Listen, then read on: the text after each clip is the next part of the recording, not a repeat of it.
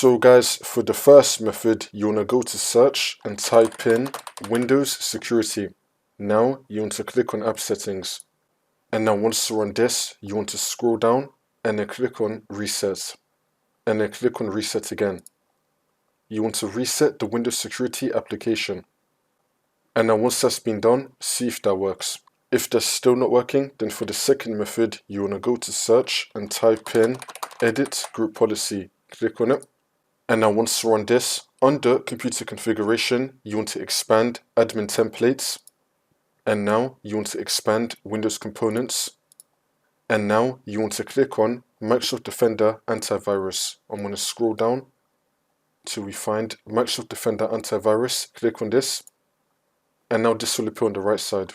You want to find Turn Off Microsoft Defender Antivirus. Double click on it. You want to set this to Disabled.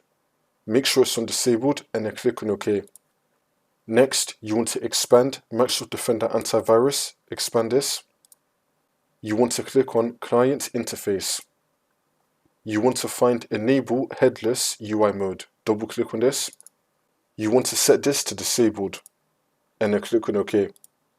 Now you want to restart your computer and then the problem should be fixed.